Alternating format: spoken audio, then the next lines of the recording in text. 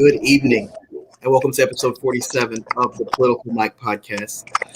What a week it's been. Fractions in the Democratic Party seem to be at a breaking point, putting President Biden's domestic agenda in jeopardy. Members of the Congressional Black Caucus have called on the Biden administration to suspend the Border Patrol agents on horseback.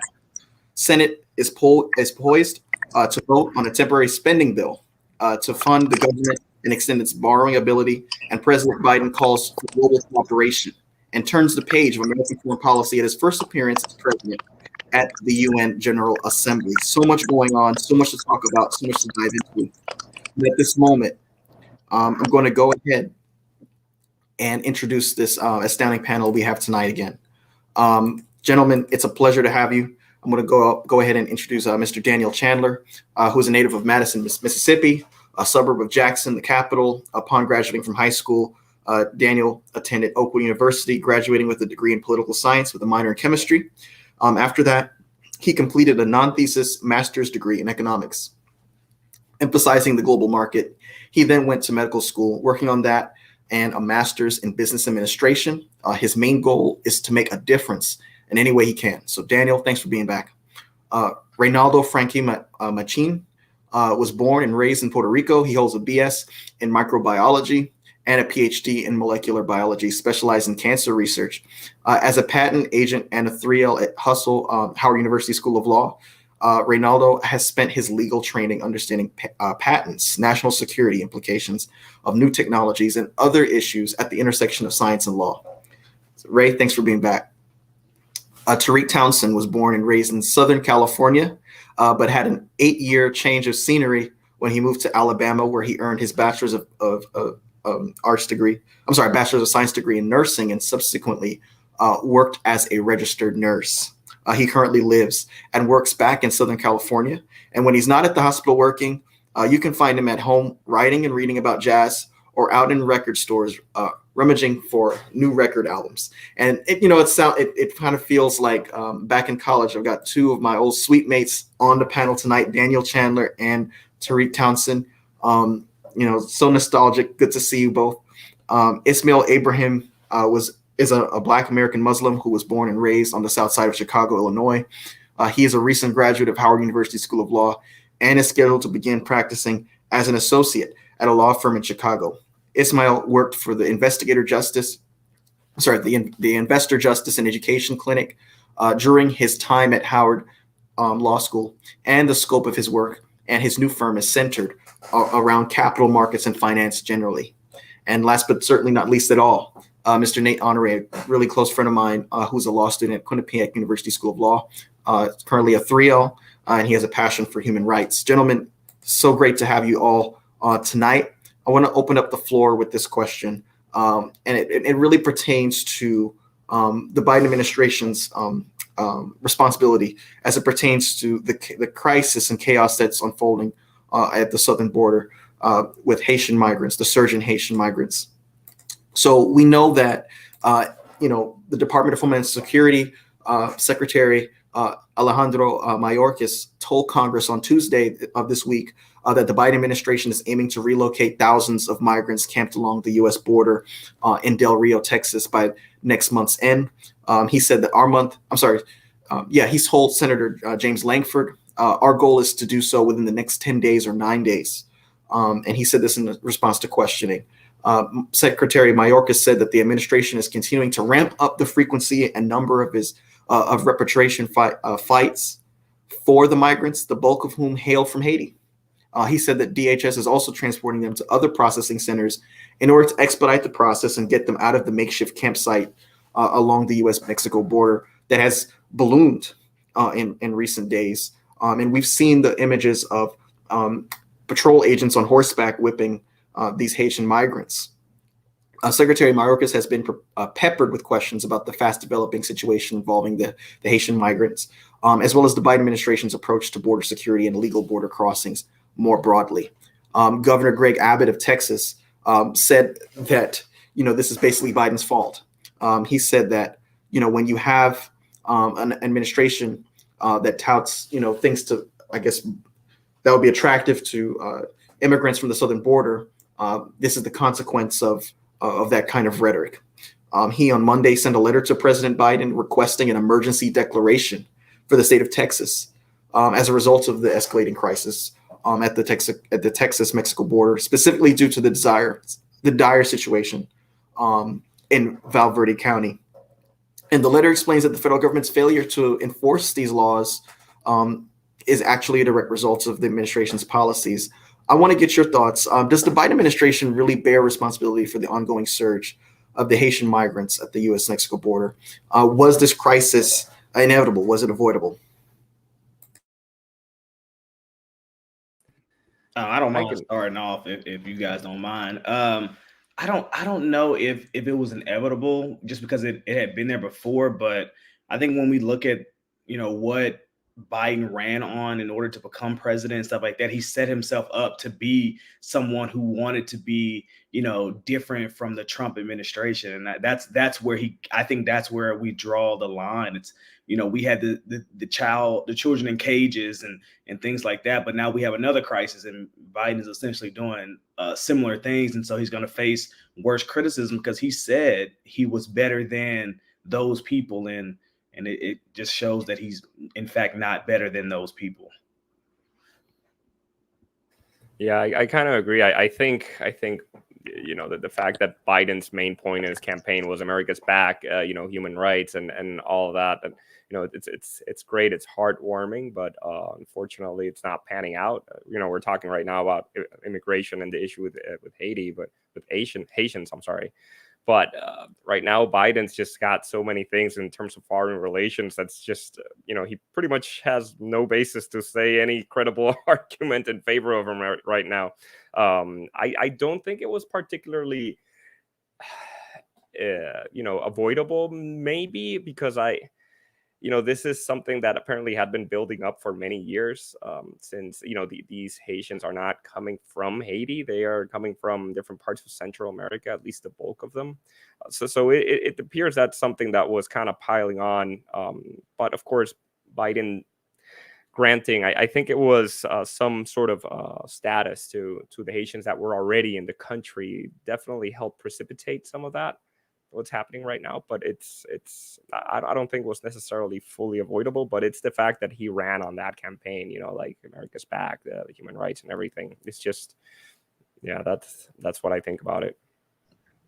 So here's the thing, like the immigration crisis has been, since the 1980s, this has been that thing that has not been solved, that both sides have come to agree that needs to be done. We remember going back to the early days of the Trump administration, there was some hope that we could get some kind of immigration deal. Going back a little bit further, we had the Gang of Eight with Marco Rubio. We had Chuck Schumer. We had, folks that looked like they were coming to the table to come to a bipartisan consensus. And, it just seems like this seems to be the thing that's like Charlie Brown in the football. Anytime we get somewhere or some kind of glimmer of hope that progress could be made, something seems to be taken away. Now, it's still very early in the administration. We're only in September, and we've got three more years. But at the same time, the vice president has acknowledged no human being should be treated like this. And you do have Democrats criticizing the administration for allowing this to happen. I think Tariq or Nate, you guys were going to jump in. Go ahead.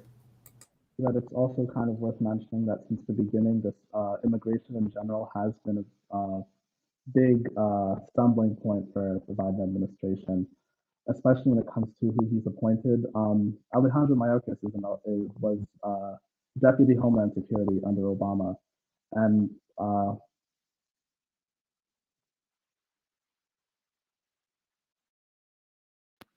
I'm sorry, can you hear me now?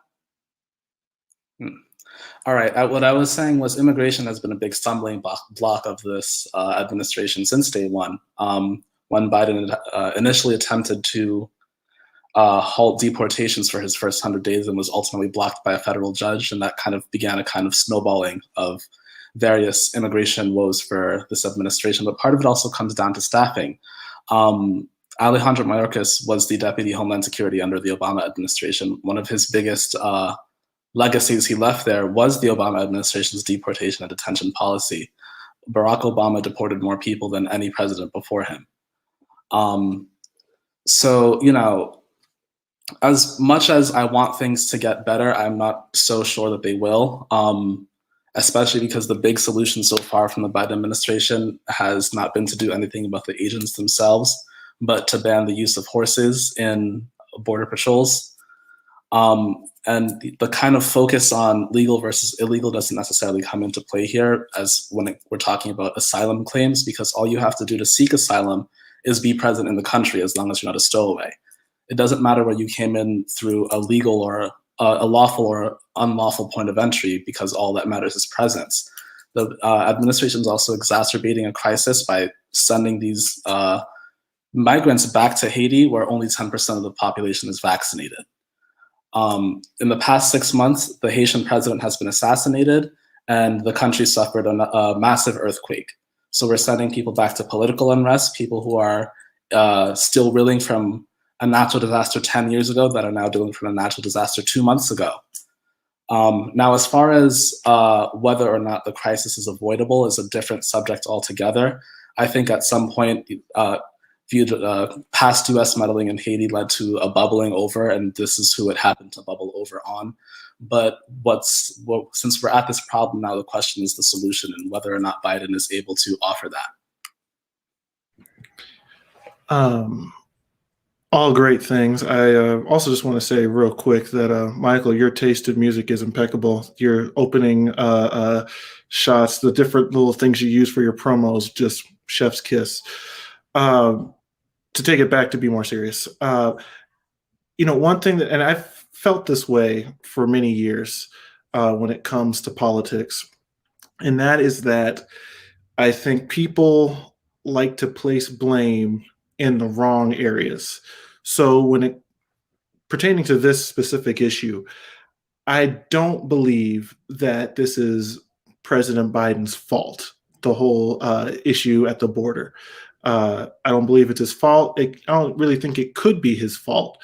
You know, like Nathan said earlier, Haiti has been going through a lot of turmoil and issues for well over a decade now. There was the first big earthquake that hit them, 10 some years ago, which, you know, there was already issues going on in that country already. And then that earthquake just made it worse.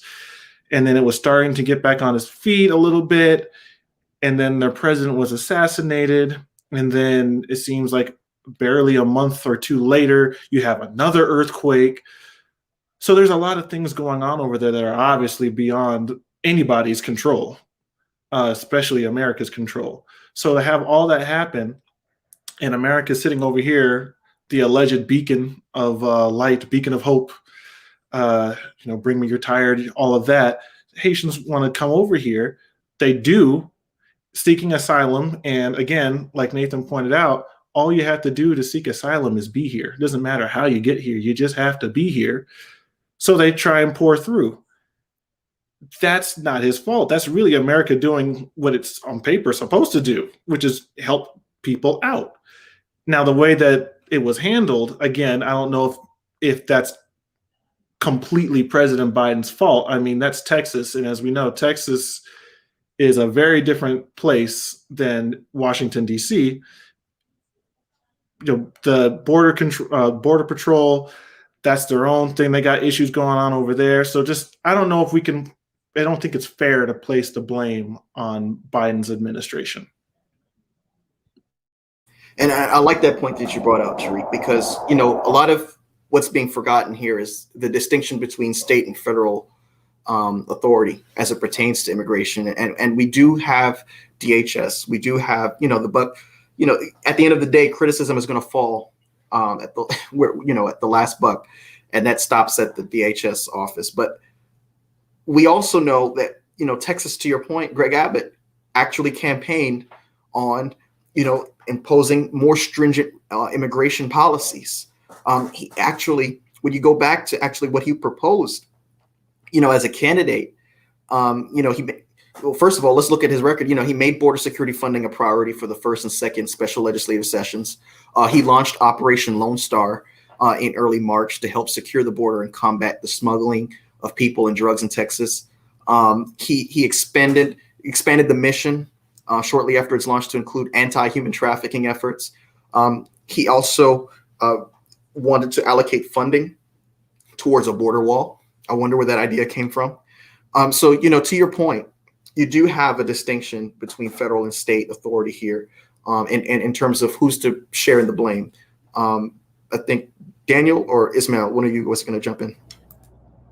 Yeah, I just wanted to jump in really quickly and just state the obvious, or at least the obvious in my mind, is that some of the blame has to, of course, be on the federal government when it comes to protecting the borders, because that's one of the, the things that the federal government is charged to do, not any single state. So they have to, always make sure they're fulfilling the end of that obligation, and they have to be given the latitude to do so.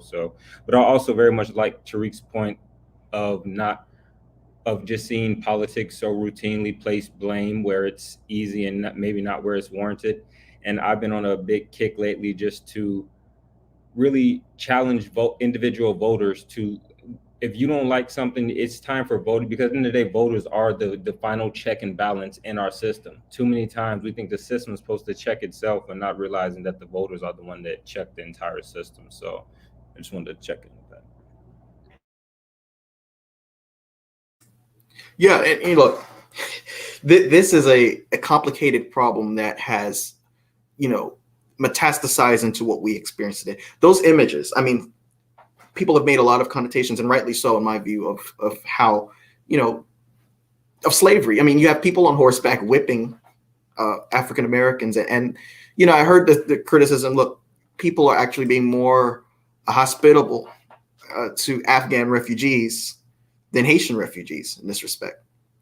And I've seen, people sharing those things. And of course, the connotations between those two groups of people are different in this respect. But, before we pivot away, I mean, is the governor, because the governor places blame at the federal government. And so this is your failure to enforce immigration laws and its failure to halt illegal crossings. We've talked about, Greg Abbott's record in terms of immigration policies. Who is primarily at blame here? I know we're still early in the administration, but at the same time, the buck stops somewhere in terms of, what went wrong, who was responsible for going this way. Any thoughts? If I may, just really quickly, just want to jump in on the idea of the comparison between Afghan refugees and the treatment of the Haitian refugees. For me, when I saw that narrative, and I didn't think it was going to be, I was questioning whether it would be brought up tonight, just because I don't think it's really considered much in maybe a more serious type of political and foreign discourse, because I just see it being so meritless to try to really compare the treatment of one refugee class with another refugee class as to almost pit them against each other. So now we should be, going through with I found it very distasteful, if I'm being completely honest, how people just saw that you can look at the way the Afghan people have been treated after having their country occupied for 20 years and having Lord knows what happened over that 20 years. And then to have them say, oh, look, they made so many allotments for Afghan refugees to come here. What about Haiti? I just think that's such a, comparison that lacks any kind of context, that it should not even be made. And I hear your sentiments, but I did want to touch on it because a lot of people are sharing it. And part of the mission of this platform is to debunk news that's probably half-baked, or ideas that may not be completely grounded in a complete picture. And so, with that being said, if there are no other thoughts on the matter, I do want to pivot away as time is going away from us, because there is a big showdown, it seems, as it pertains to the debt ceiling. And we also see some factions of the Democratic Party at odds with each other, and it seems to be posing a risk to the Biden administration's domestic agenda. We have Senator Elizabeth Warren saying, as it pertains to the debt ceiling, she said, "I do believe it's time to call the Republicans out over this. Are you kidding me? What are we trying to raise the debt ceiling for now? To cover the debts that were incurred during the Trump administration." Senator Mitch McConnell, on the other hand, says, Democrats want to raise the debt limit. He wants Democrats to raise the debt limit without the GOP. He says, my advice to the Democratic government, the Democratic House, the Democratic Senate, and the Democratic president is don't play Russian roulette with our economy.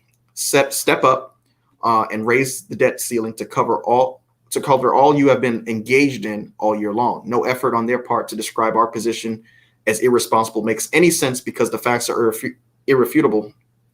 Now, at the same time, this is at the backdrop of internal Democratic discord that seems to have wounded President Joe Biden's massive social spending plan agenda, raising the prospect that the package could stall out, shrink dramatically, or even fail altogether.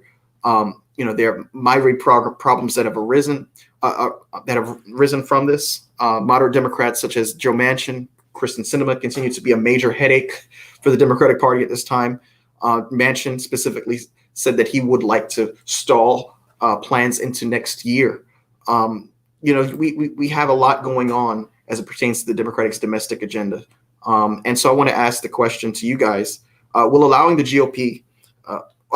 GOP allowing the United States government to default actually help Democrats' chances in the 2022 midterm in the long run? Absolutely not.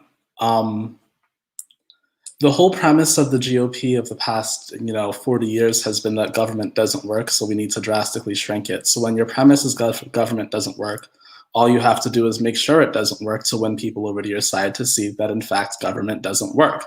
So now that when you see that Democrats control the White House, they control the House of Representatives, they control the Senate, and they aren't able to do the things that they said they're going to do, what reason do voters have for voting for Democrats? That's something that's very clear on both sides. The grassroots activists who worked so hard this past cycle to get people registered and make sure they knew where to go to vote are saying, well, what was the point of us doing all that if the party is going to let everything stall out halfway into the Senate?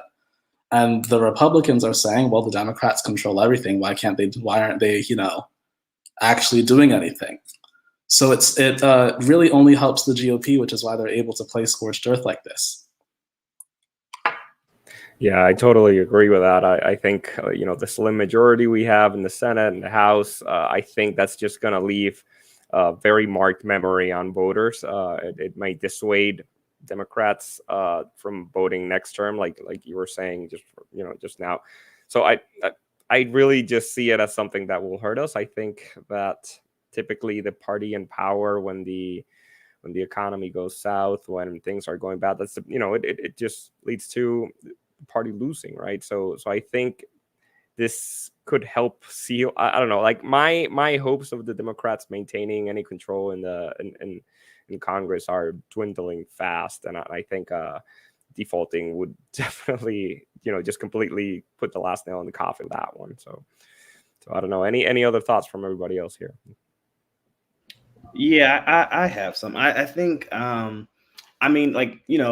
think the GOP is doing exactly what they wanted to. And I think, it's very easy to sit back when everybody's in trouble and just point out blame because you're not in power to do anything. You don't control anything. So I definitely see the scheme, and in the long run, unfortunately, I think it'll probably work. I think last time I was on the show, we had some conversation about getting the transportation infrastructure bill passed, and how Manchin and some of these other people were against it and wanting to stall it or wanting to take this and that and all this kind of stuff. That's just part of the GOP agenda, and that's why we had a question then. The same question as now is, where do some of these quote unquote moderate Democrats really lay their hats? Are they really Democrats, or are they more, right wing, or more toward the right than they would like to admit? Some of the things we talked about now, it's just showing up as being more evident now because we had a slim majority. I don't know that we'll get Arizona back, next time we do a midterm. That we talked about how that was kind of a wave from, Trump's issue with, Dick Cheney and Dick Cheney's wife. I'm not Dick Cheney. Went back. I apologize. You guys know what I'm talking about. But we talked about how, Arizona was a very special case, and we don't know if we're going to get that back. I don't know about Georgia. We don't know about some of these other states that we won and stuff like that. So I fully think that the GOP is just sitting back like, they default. That's the next running narrative. that's how they approach the rest of the minority, to try and pull some minority vote away, or try to, dissuade people from even voting to begin with. So, that's those are my thoughts on it. I'm going to disagree a little bit, guys. I do think that this will, I don't think the GOP walks away scotch-free if the U.S. defaults. And I think it's a matter of messaging. The Republicans are better messengers to me, way better messengers. They hammer down these liners so that even the common folks who, probably only have Fox News and a few other local channels can rattle off the same talking points that the people behind the podium in a Senate briefing room are saying. So I think that it's a matter of the Democrats framing this argument and saying, look, we're trying to get things done. We have an infrastructure bill. We're ready to go. We came off this summer on a high in terms of bipartisanship, and everyone was feeling good and everyone was coming together. And, the polling numbers for this bill was there. They were high. And, if they say, look, we're trying to get things done and these folks are obstructing us and getting us in the way, we need a real majority. I mean, a lot of times, folks come on this show and they're like, oh, we don't have a real majority. We can't do anything here. The Democrats don't have the power. Look, if we argue and say this happened because we barely have a majority, we need a real majority so that we can, really give you some concrete changes. I think that may resonate with some folks. Tariq? Yeah. I don't know, man. I don't really think I agree fully with what you said there. Again, maybe I just have a very simplistic view on and naive view on how politics should work, because a majority is a majority, no matter how slim it is. And if you have a majority, or you just need one vote from Kamala to get something through, then ultimately you have a majority and you should be able to do what you need to do or want to do.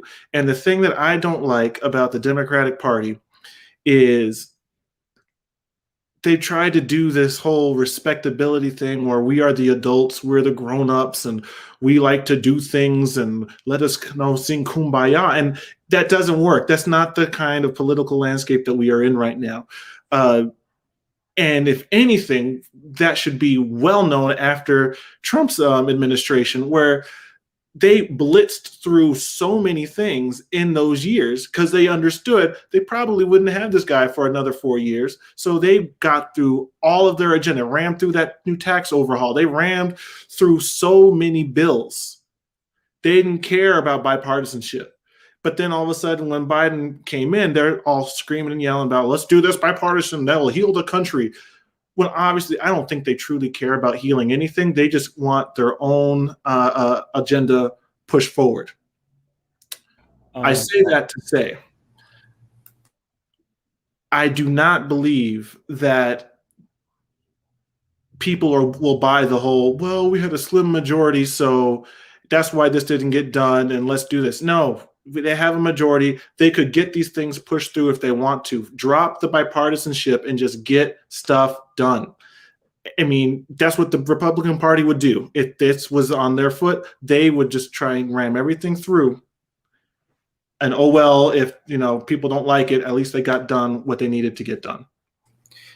So I just wanted to just jump in and say that it's 2 against 4. I agree with Mike because I definitely think the Republicans, given the market conditions, how tenuous things have been, for the federal government to throw this uncertainty into the market dynamic unnecessarily, I don't think voters will look, at least the voters that are kind of maybe on the fence and make a difference, the moderates, they won't look at that too kindly. So that may also impact it there.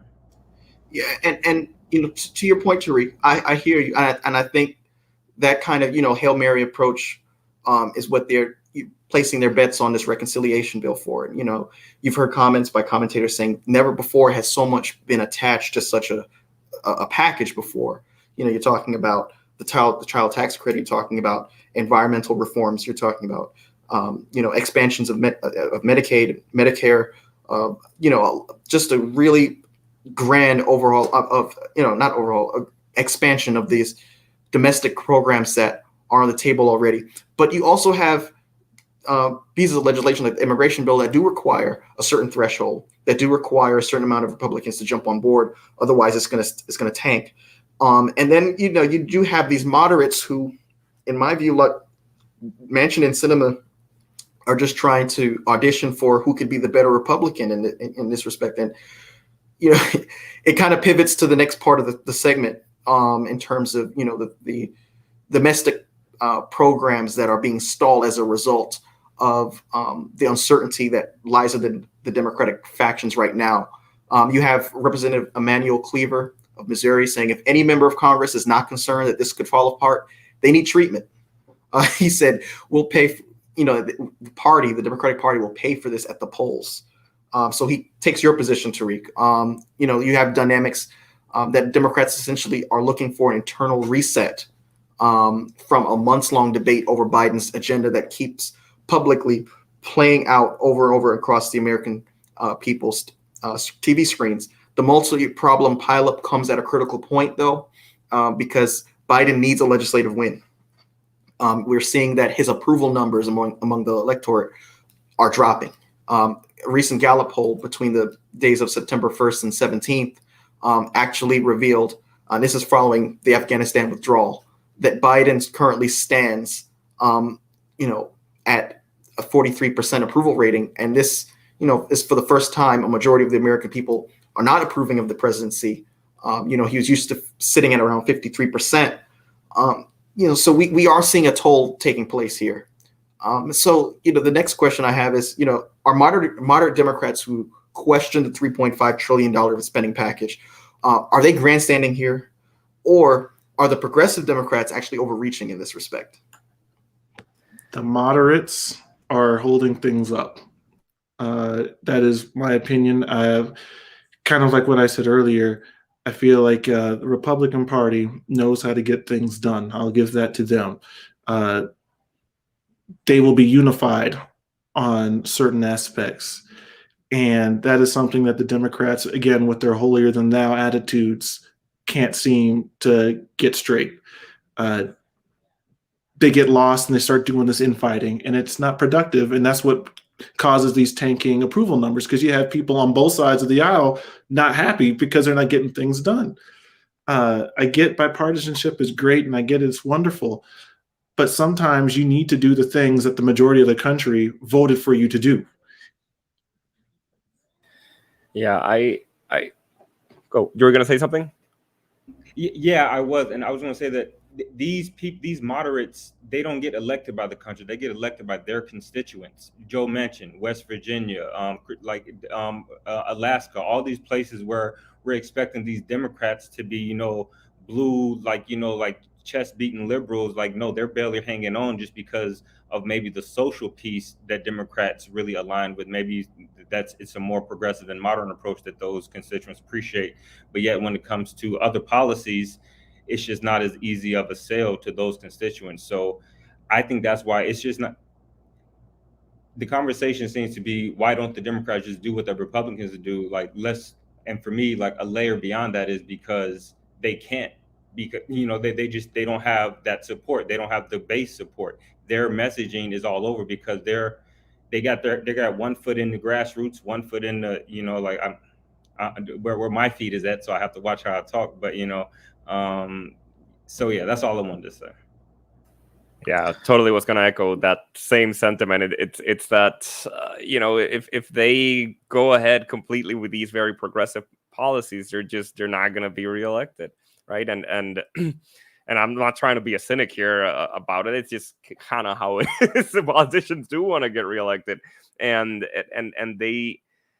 they need to at least, I mean, you could argue it's grandstanding, I guess, in a way, at least just showing some effort to say, you know what, I don't agree with the bulk of the Democrats, and I'm here representing this state that's not necessarily fully blue. You could say that's them grandstanding, but I think it's just a little bit beyond that. I think the people in those states don't necessarily want to see those policies passed, even though they would benefit just as much as everybody else. And that's what's messed up about these things, right? They kind of hold it back, and then they reap the benefits of it anyway, right? So it's just terrible, slow, and just annoying process altogether. But I think it just goes beyond them just trying to grandstand, maybe just trying to represent their people.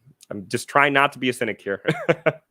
Well, okay. So to your points, I guess when I say do what the Republicans do, what I mean by that is regardless of where, what states the Republicans are representing, they, for the most part, have a pretty unified message. They have a pretty unified platform of things that they want to get done. Even if they might not represent a state that necessarily wants to go all the way with that. So I'm thinking of Texas, where you have people like Senator Cruz, who he had a little bit more of a threat this time being reelected. And Texas is turning blue every day with more and more people, like from where I live in California, moving over there. So then you would think then that he would kind of start taking a more moderate approach. But, and this is something that I've just been noticing with politics as politics gets more polarized, and I'm sure you all have recognized this too, is that the more polarizing that these politics are getting and the more polarized the politicians get, the more energized the base gets. And to your point about representing the state where these people come from, like West Virginia, again, and I understand how politics works and voting, and you have to try to appease everybody. However, if the majority of the people who voted for you because of X, Y, and Z, but then you don't want to do X and Z because you have some other people over here, a loud minority who don't want you to do that, then you kind of alienate the people who voted for you, again, which goes back to the whole Biden's numbers tanking. You have Democrats and Republicans who are not happy with him, but the Democrats aren't happy, and the Democrats are the ones who, when the midterms come back around, are going to stay home because they're not seeing progress done. So that's all I'm saying. I will also add. Go ahead, Nick. I'll also add that what's happening, first off, Ismail, you did warn me about this when we were both last on this program, and you were completely right. So I'm going to, eat crow here. But the whole deal was widely known since the bipartisan deal was announced. The bipartisan deal was everything that Senate Republicans wouldn't agree to in the original American Families Plan.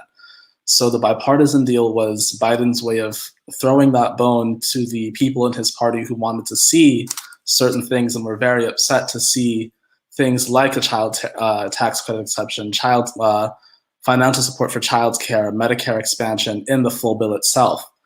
But, so like the team players, the people who ran in 2020 on being the team players of the party who were going to enthusiastically support the goals of the Biden administration are not being team players. And as to the point that these people are in, places where they can't be reelected, Stephanie Murphy is in a district where she regularly gets elected by 10 to 15 points. One of the people who's leading it, Tom Suozzi, another congressman, is from a pretty safe district. Even if he did have a closer than expected race last time around, he lives in a pretty safe district. Part of the appeal of the Biden campaign was that Biden was the negotiator of the Obama administration. That when push came to shove, he was the one on Capitol Hill securing the deals with the Mitch McConnells and the Ted Cruz's of Capitol Hill. And it is true that he did have these deep standing relationships, but it's also true that Biden left the Senate 12 years ago. Most of the people who are in the Senate now were not senators when Joe Biden left the Senate. So these aren't the same relationships that he was bragging about having. And this was something that I could see early on was going to be a problem. But I also kind of do blame party leadership for not speaking up more. There's a certain energy that the party's ideological leaders, Biden, Pelosi, and Schumer, use when they're kind of talking down progressive proposals or when they're saying things are too unrealistic, that they're just not applying to with these moderates. There's nobody speaking up. There's nobody speaking up or even pulling Joe Manchin aside to say, hey, it's this or that, pick which side you want to be on. No, there's no threatening him with his role as Senate chair. There's nobody pulling Kyrsten Sinema aside and telling her that if she doesn't want to find herself on a committee that has nothing to do with Arizona, that she better get in line, Where's all of this happening? And I'd also like to point out that the last time a bunch of Democrats staked a big revolt against what was a signature proposal from the incumbent president, most of them didn't get reelected anyway. I'm talking, of course, about the Blue Dog revolt in 2010 against the Affordable Care Act. There is one person, one Democrat on Capitol Hill who voted against the Affordable Care Act that's still there. So, when they're saying, I'm not going to vote for this because Republicans aren't going to vote for me, they're not going to vote for you anyway. You need the Democrats that voted you into office to vote for you. And if you make them all stay home, you're going to lose anyway. To your point, Nate, Newsweek reported, recently that Manchin now sits at 42% approval rating, a 42% approval rating in West Virginia. And that's compared with 37% of respondents who disapprove. And this is a notable change for the worse, because in October of last year, he actually was polling way ahead of 42%. But the poll is coming as Democrats in the House and Senate are pushing ahead with this $3.5 trillion spending package, the infrastructure proposal specifically. I'm sorry. And he indicated he will not support that amount of spending. And to your point, we do see, I think Ismail raised the point earlier, they're really peddling to what's going to get them reelected. In my view, I would rather have a real Democrat who's going to be on, for these things than a Republican. Look at Raphael Warnock and Ossoff. They're voting, they're in line with everything the Democrats have put forward so far. They have not really broke rank with party. And, Georgia is not a securely Democratic state. I understand the demographics and everything are different than West Virginia. But in my view, look, if it costs what Joe Manchin a seat, okay, we'll pick up something in Colorado. We were supposed to get, not Colorado, we'll pick up, for instance, South Carolina, maybe. We had Jamie Harrison. I know that was a long shot, but we do have other races that we can really focus and hone in our attention to, and maybe get a Democrat who'd probably vote more in the mold of Warnock and Ossoff. But I do want to ask this question, folks, because this is I thought it was a really good question, because it really gets at the fundamental difference between the two factions of the parties. We have, for instance, Representative Ed Case of Hawaii, who said that progressive threats to tank the bipartisan bill without the border spending plan is counterproductive to reconciliation. On the other hand, you have Representative Alexandria Ocasio-Cortez of New York saying there's absolutely a level where it's not just something, where something is not just better than nothing, but something can actually do more harm in some instances. Who's right in this situation? Is Representative Case right that progressive threats to tank the bipartisan bill without the border spending component, is that counterproductive to the reconciliation? I just want to say yes, and this goes back to the point when I was last on. They did the same thing with the infrastructure bill. Why isn't the infrastructure bill passed? It passed the contentious Senate like a month ago. It's so yeah. I just want to jump in and say that I'm on Ed Case's side, and because I feel this kind of goes to the point I was making. The progressives, just how we're just beating up on the moderates, the progressives do their own things to set the Democratic Party back on its own.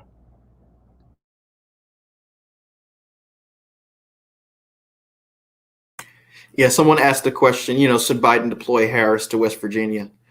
To be honest, and I say this, and I said this going back to last year, Harris to me does not make or break anything. I mean, she fit a lot of boxes, that people wanted to see on the ticket, but she comes from California. She was in the Senate for 4 years. You didn't really know where to place her on the debate stage in terms of, was she really left progressive? Was she a moderate? You didn't know where to place her because she was so new. So sending her to Jim Justice's state, I don't know if that would, turn the needle or anything, to be honest with you. But, this is an interesting, dynamic, unfolding. And last but not least, would it be damaging? Because the thing that really got me, thinking is, what is Manchin hoping to get in postponing these negotiations next year? What will you get in 2022 that you're not getting now? Other than a risk of you losing, members in your caucus. I mean, the longer people don't have, results, the more frustrated they get. And to your point, you already have people who are sold on the idea. I'm voting Trump 2024 no matter what. So instead of trying to convince these folks to come on board, be bipartisan, just focus on what you can get done. Don't postpone any more than you have to. What is Manchin actually getting out here? Like, would it actually be more damaging for Democrats' chances in 22 if Manchin gets his way in postponing negotiations over the infrastructure bill? I think he's playing politics, to be frank, which is he's an older guy from that old school way of politicking. And I firmly believe, because I've asked the same question myself, that he's just trying to buy time. He's trying to see, well, what's the pulse going to be like in a couple of months? Should I or shouldn't I be for this? I read an interesting article maybe like a year or two ago about Manchin actually, and just how he's trying to be a moderate Democrat in West Virginia, which is for reasons beyond his control. The electorate has been changing, and especially since Trump, we forget that it is firmly in the South. It's been changing. And it doesn't look like he's going to win his seat no matter what he does. Like, it looks like it's going down. So I firmly believe that is why he's waiting. He just wants to try and see maybe he can eke out another win by seeing whatever is politically smart at the time. So I do want to pivot to, I guess, more on the world stage because the United Nations met on the 67th session this week, the General Assembly. President Biden now made his first address before the UN General Assembly as president. And in this address, he said, this is a clear, urgent choice that we face here at the dawning of what must be a decisive decade for our world. He said, America, but at the same time, America's chaotic troop withdrawal from Afghanistan, coupled with the fact that there seems to be some tension with France now as a result of the sale of nuclear-powered submarines to Australia, makes me wonder whether or not this message really did resonate with folks and really allow people to understand, as Biden says repeatedly, America's back. What did you guys think of the address? Hollow. Like it was like he probably going into that stage was like, what the heck am I going to say? Because like from all he's taking hits from all the fronts and you got the immigration crisis that we spoke a little bit ago. We got Afghanistan. We got now that craziness with France, which granted it like politically it makes sense why they did that. China has been going crazy with military expansion, but it's making that argument and it's almost ironic and sad because he just ran on this platform saying like America's back. I don't know if it was France or the ambassador or whoever who said, I don't believe that anymore. Like America's back, that just means nothing. Because at least foreign relations, United States is just plummeting at this point. I don't know if since Biden's been president, if they've gotten anything positive in terms of foreign relations, but at least anything that's been hitting the news in the past couple of weeks or months has just been sad. So it was just kind of a sad moment, I think, to just listen and read part of the transcripts of what he said, considering the craziness that just been unraveling, especially since the Afghanistan withdrawal. So yeah. But you do have, and to your point, you do have a situation where he was able to say, look, we joined the Paris Climate Agreement again, right? We're on track even though the United States pulled out of the Iran nuclear deal, we're working to try to get back into another deal. We're back at the negotiating table. And I'm thinking of that, Angela Merkel just announced this week she's stepping down. I'm thinking of that photo with Trump at the table. Angela Merkel's at the other side of the table. Trump has his arms crossed and she's leaned over with the other heads of state. As if they're trying to convince Trump to be reasonable. And so I'm also reminded of a quote that Professor Preston Foster said on the show a few weeks back, and that is, there's no good way, to lose a war. And when you do lose a war, and because in his view, he said America's lost the war, you don't get to choose the terms under which you leave. I understand there were arguments that, he could have done this in installments, or there was some other way he could have done this. But after 20 years where the objective had been so muddled, I think that regardless of whether the withdrawal was in installments or whether we just pulled out all together like we did, or I think there was bound to be criticism, heavy criticism, on whoever was going to be the commander in chief responsible for the withdrawal. But I think that it wasn't all bad. You have a lot of situations, you have a lot of negotiations that people were wondering, is this just, the idea of the United States reducing its carbon emissions, is that just off the table completely forever? Tariq, I think you're going to speak.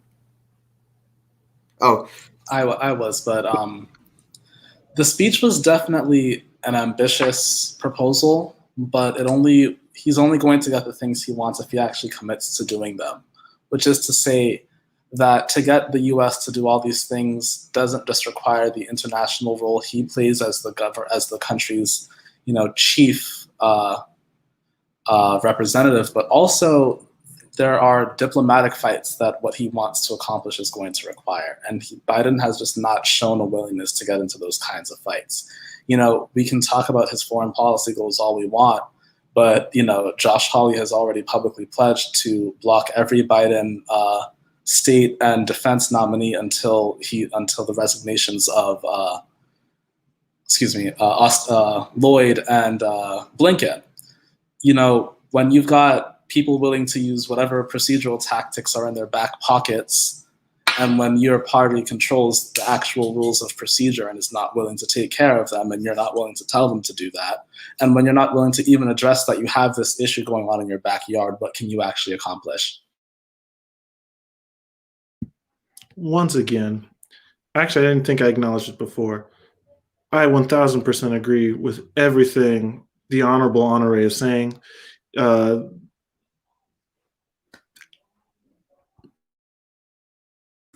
Well, you also have, Justin Trudeau was reelected this week. His party will retain, the majority in the parliament, and he's going to retain the position of prime minister. So it's not, a complete change, even though Merkel is leaving. And so Biden, has experience, with these individuals who are heads of state, and a lot of these folks entered into, you're talking about the JCPOA countries, you're talking about the Iran nuclear deal, like I mentioned, you're talking about the Paris Climate Accords. A lot of them, I would imagine, felt some relief from the speech, because coming from this kind of America first, we're going to go it our way, we're going to rip out of any kind of deal that seems to impose regulations on our country. Remember, Trump said, "I'm the president of Pittsburgh, not Paris." It's interesting because he seems to be moving away from that America first ideology, but then you also see the America first ideology in the Afghan withdrawal. And so do you think that caused a conflicted message that may have weakened, America's standing as the leading nation in pursuing what Biden called peaceful resolutions to share challenges? Is that new age for war? I don't understand. I didn't get that quote. Like, what is it? That's like some high level think tank phrasing right there. I'm assuming, climate change is at the top of the list. He mentioned peaceful but the peaceful part, like, wait, like, so when someone mentions being peaceful, I'm like, wait, you're thinking about violence? Like, I didn't know we were discussing that, but no, it honestly, it did like kind of intrigue me as to what really went behind that statement. Right, and the peaceful aspect of that, I'm also assuming that immigration would fall under that. You're talking about, Angela Merkel let in Syrian refugees in 2015. The United States has been dealing with its own immigration crises for years on end. And so, being able to see a peaceful resolution to that crisis is something that is desirable. But as it pertains to France's relations with the United States, do you guys think that the Biden administration on selling nuclear-powered submarines to Australia, or did it cause irreparable damage to United?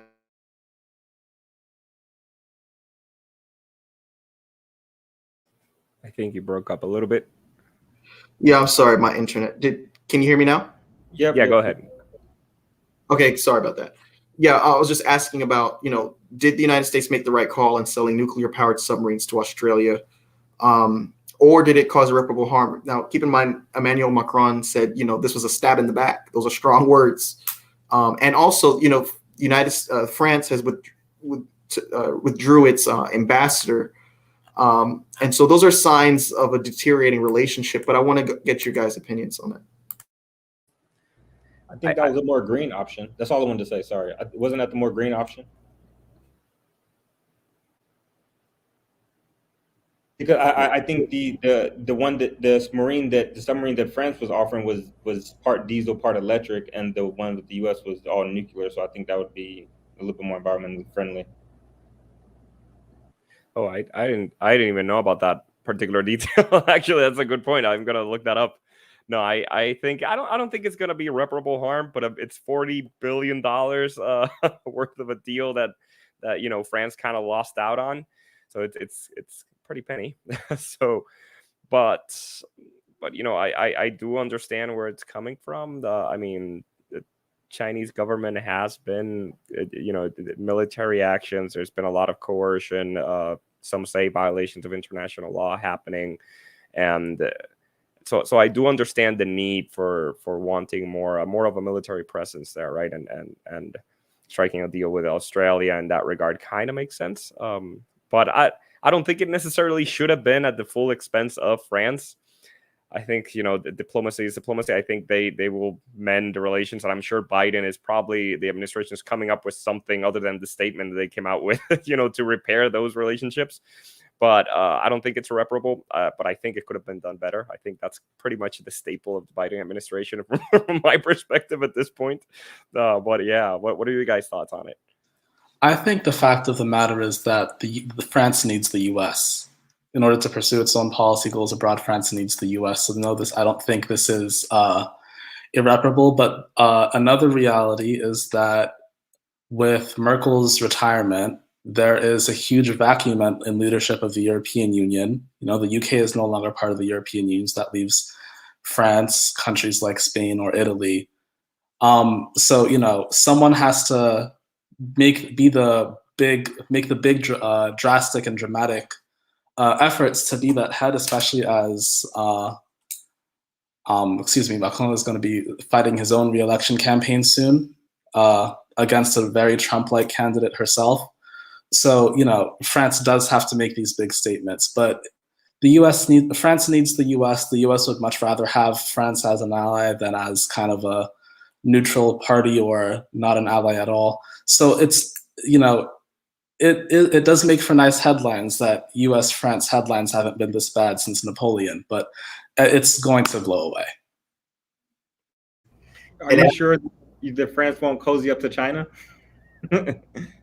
It's not like the U.S. is the only, I know we're the cutest girl on the block for now, but, that's not the way to, you got to show some appreciation along the way.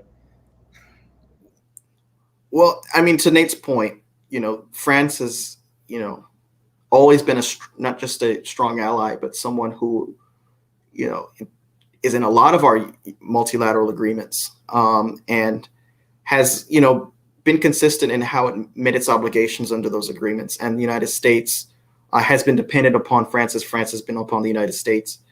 And, in this era where, the democratic Western style democracies are seeming to try to band together to fight back this kind of wave of totalitarianism, or these kind of like totalitarian style leaders.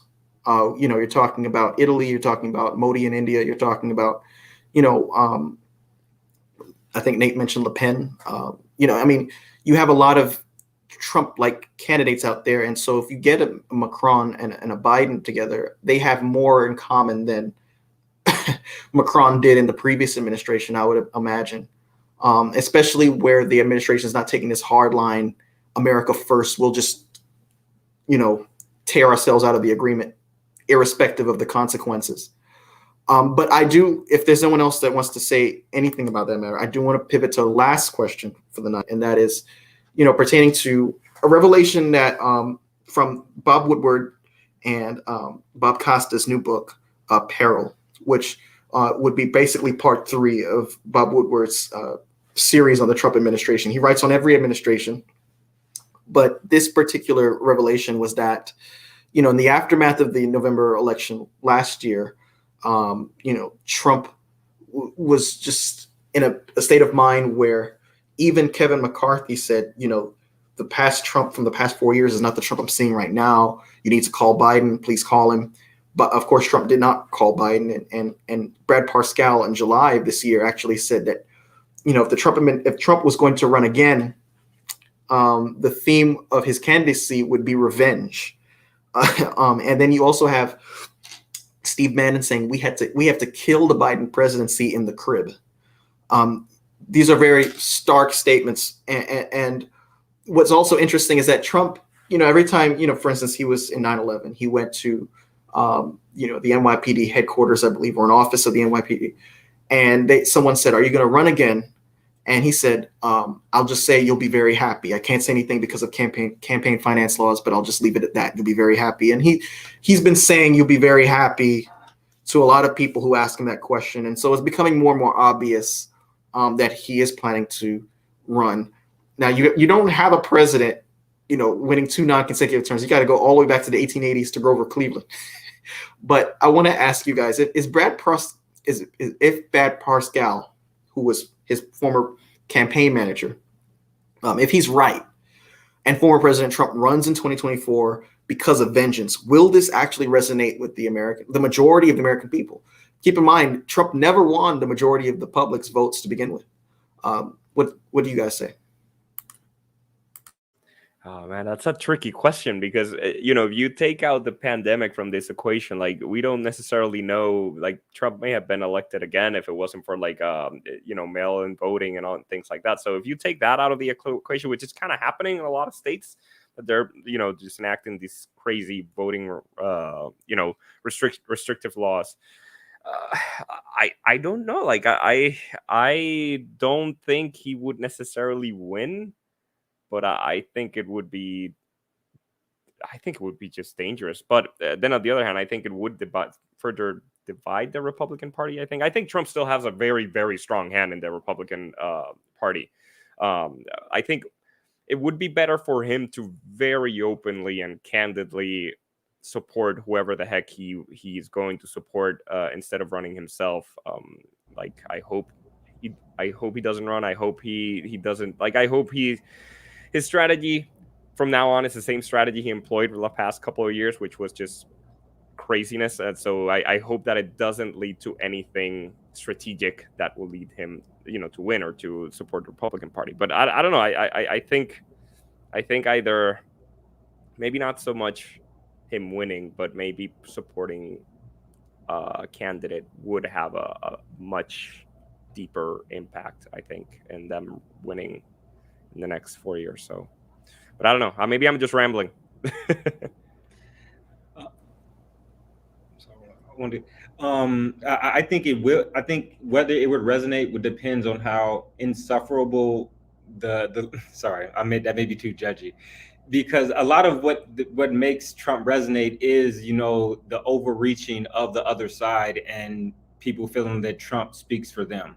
I'm not making any kind of qualitative statements on that. That's just how it appears to me. So I think that his, theme of vengeance will, of course, work with his base, and it's going to work with the rest of the country to the extent that they feel the Democrats are being insufferable, are being same old, muddle mouth. So I think that, it could play, but I think it depends. The Democrats have a chance to nip that in the bud. So I think it's really in their hands.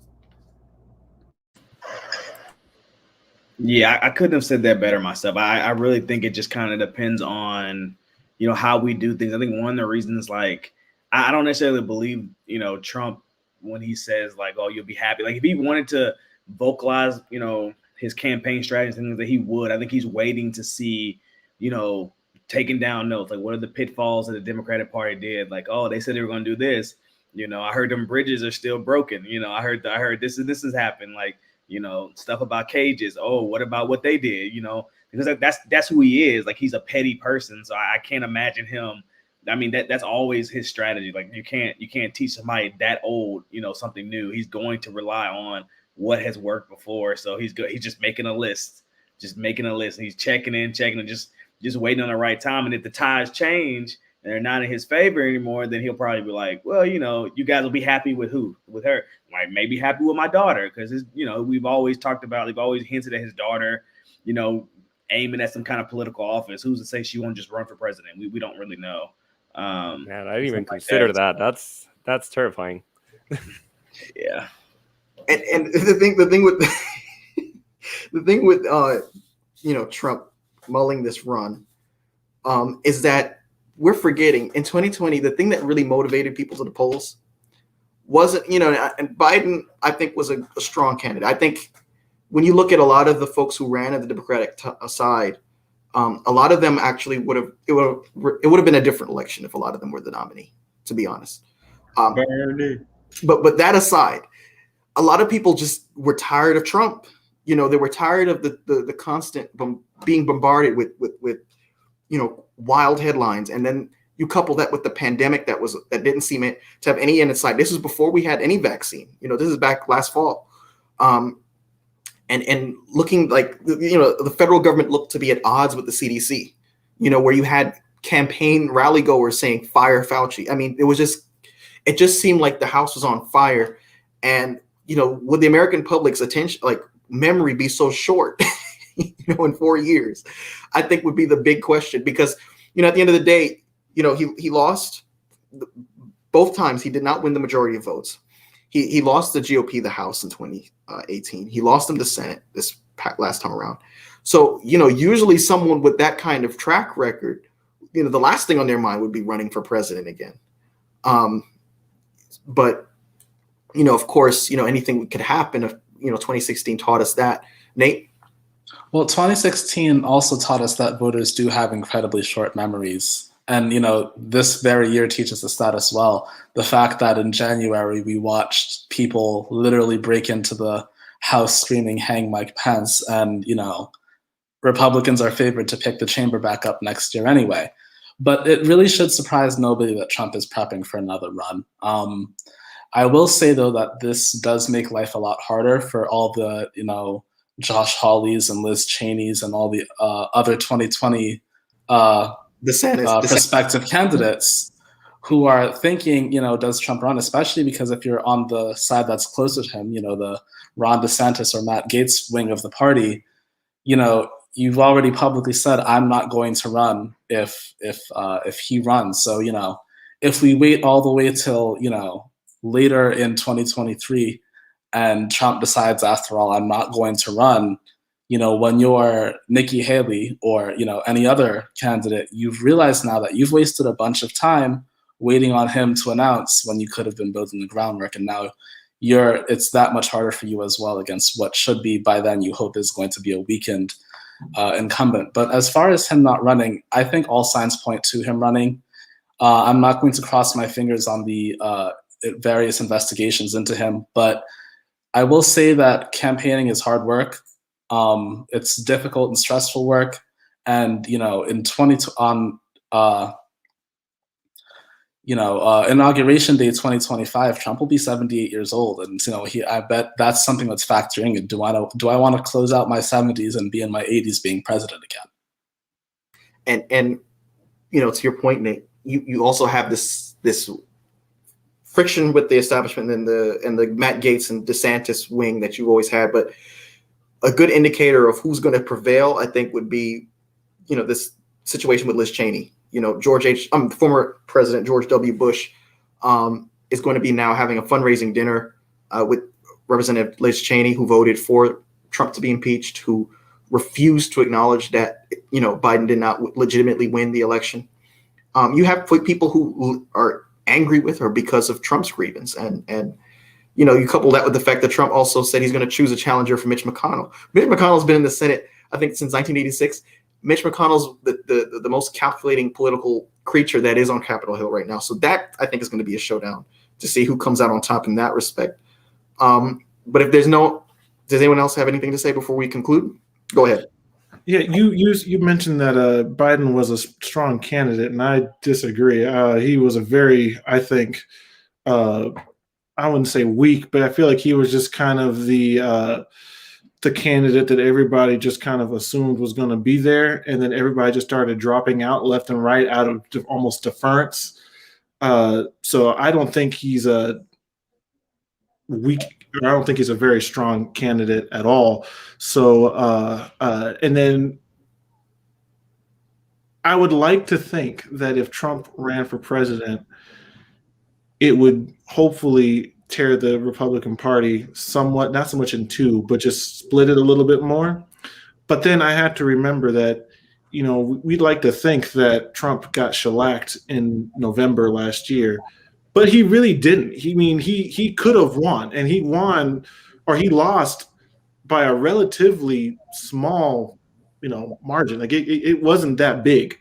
So to think that, people were sick and tired of how things were going, I think that's a gross overstatement. I think that most people were, or many people were okay or liked what was going on. And it was only, we have to remember that tremendous campaign that the Democratic Party launched to get people registered to vote. That massive campaign combined with the mail-in votes, which made it easier for people to vote instead of standing in lines, is responsible. And if, like the doctor said, a lot of states are kind of trying to take those back, it's going to create a perfect storm for Trump to win again, especially to go back to another earlier point that I said, if the Democratic Party is seen as not being very progressive or really not doing much.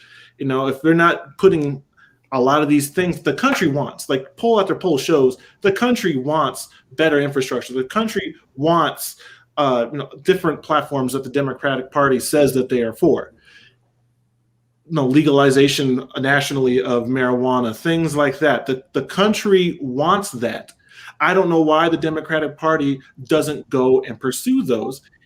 Again, it would be politically smart, because if they don't, that leaves the door open for people like Trump or DeSantis to come in and say, these people did nothing and they were here for 4 years and controlled everything. This is why I said Biden's strong, because, and I've had this conversation. If Biden, say you replace Biden with someone like in the mold of Bernie Sanders, right? Could they win Maricopa County in Arizona? Yes. Or, really? Yes. I strongly disagree. The thing is, Bernie wasn't even polling strong among Black voters. And a lot of us are forgetting that, because the Black vote really was the determining factor, not just in the primary. Look at Georgia. Okay. Georgia would not have gone the way it did had it not been for African Americans in Henry County, in Clayton County, in Gwinnett. But here, let's talk about, since you mentioned Arizona, because I'm actually in Arizona right now. I'm visiting some family. So I drove here to Arizona. I'm in Prescott, which is an hour north of Phoenix. So you say that the Black vote was decisive in this election and that Bernie wouldn't have won Arizona. Can we really say that Biden won Arizona, or can we just say that Arizona did not go the direction for Trump? I don't know if we could say that it was. It's Biden. A combination. Well, sure, but we look at the. I'm reminded of the polls and the studies that were done back in 2016 that showed, in the hypothetical matchup of Hillary and Trump and Bernie and Trump, Bernie won by a much greater margin than Clinton did. So Biden's not Hillary. Biden had a message. I understand that, but what I'm saying though is that there's people. I think a large majority of the country. Again, we just already talked about the Democratic Party's terrible with messaging. Terrible with messaging. And with Bernie, sure, you got the name, the socialist. Oh, everyone's scared of that. But when you start to talk about it, or you actually start to tell people in simple terms, America is already relatively socialist as it is. The Postal Service, public education, Social Security. They'll start to realize, oh, well, maybe that's not such a bad word. So I feel like if the messaging is there, and we have to remember, Bernie also energized a lot of the younger people, that demographic that everybody wants, the young demographic. He got those. So just to put it together, I do think Bernie could have galvanized and harvested a lot of energy that Biden just kind of did not have. Or that he got ipso facto people hating Trump. It wasn't for a sincere desire for Biden. It was because they didn't like Trump. Exactly. Not just that, but even with younger, and I heard, there's a young revolution. Younger voters are very unfaithful voters. I mean, the folks who are faithful to the polls are, Social Security recipients over the age of 65. You look at the poll and you look at 538, Nate Silver. You just go down the list and you see the demographics. You see a huge, young voters are spotty at best. You did have 2008 where they, came out in a large number, but even compared to other demographics in terms of how they regularly vote, that was not, didn't even match up. But I think, the desire for all Democrats in the primary was who can beat Trump, who can beat him. And they were willing to give up a candidate. Yeah, to your point, Tariq, I agree. We have a lot of programs that stem from socialist systems, but at the end of the day, Trump had already framed the message, and the Republicans before Trump had already scared people into this frenzy of the Democrats are going to change this country into a socialist country. And that really gripped this country like nothing else before. And so you get talking to your blue in the face. I mean, you could tell people, look, this is for your own good. They'll still say, look, at the end of the day, I'm voting Republican because it's, that's like if you put a far left candidate with a far right candidate, in my view, in the United States, the far right candidate's going to win. Yeah. Well, and they're going to win because of the messaging. You mentioned that young voters are fickle. Well, why are they fickle? I think as a young person and talking to other young people and having gone to college during the Obama administration and the beginning of the Trump administration, the reason why young people are so fickle is because we, young people, for the most part, we want to see things get done. If we're going to vote for you, we want to see it get done. And again, goes back to what I was saying earlier. If all these people, young people, are voting blue because they want free education, college education, they want, legalized marijuana, they want a lot of these things. They want a train to take them from LA to New York in 2 hours. They want these things done. And these candidates will say all that stuff. That's one of the things Bernie was voting for. What's his name? Biden briefly mentioned that he would try and look at making education free in certain ways. And then they get into office. So we vote for him. Like, okay, fine. You know what? We'll go with that. They get into office, and then we have things like this going on where they're not really trying to do that. And I think the day after Biden was elected, he said, "Oh, well, actually, it's not that hard. I can't actually just sign it like that." Everybody's like, "Well, what?" So then that turns young people off. So that, I think, is just when you say young people are inconsistent voters, we need to talk about that, because it's much easier for an old person to just keep voting straight ticket, number one, because they've been doing that for 20 years, and two, because those voters or those politicians, Republicans, are still voting and going in their best interest, or at least they think so, but that's another discussion. So of course they're going to stay consistent. I mean, I'm just saying. So it's a little disingenuous to say that young voters are fickle without actually talking about why. And you also have to consider Hispanic voters. I remember, the headlines last year was that, a lot of Latinos were scared of Bernie because a lot of them were fleeing socialist countries. So to have the message of Bernie's a socialist, that didn't resonate well with them. And then someone raised the issue. Someone raised the point. If you had Bernie Sanders proposing a $6 trillion budget, how is he going to get passed? How's he going to get that passed? Or Biden, who's a moderate, who's closer to the political spectrum to Manchin, if he's having a problem getting 3.5, how in the world is Bernie, as president, going to move this budget negotiation process along to get more money than that? Can I just hop in here real quick and say something, and say, two things quickly, and then you guys can go back at it. Well, maybe three things. But first off, the idea that with the Black voters point, it's well attested to that Black voters are a very pragmatic group of voters. So Black voters will vote not necessarily for their favorite candidate or the one they like the most, but the one who they think white voters will like the most. And that was kind of the whole point with Biden, because the priority of the primary was picking a candidate who could beat Trump. There was a lot of polling that suggested that even though Biden was the one everyone thought had the best chance of beating Trump, if most Democrats could wave a magic wand and make any of the candidates president, the ones they chose the most were Bernie Sanders, Elizabeth Warren, Pete Buttigieg, and Amy Klobuchar. But they were going with Biden because they valued beating Trump above all else.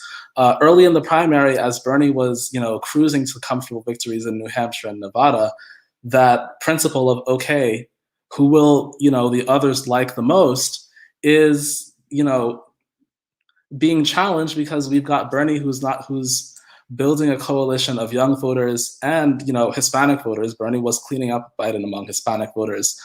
Now till South Carolina, when Jim Clyburn stands up and takes his last stand on the African-American population of that state, says, okay, we'll rock with our guy Clyburn.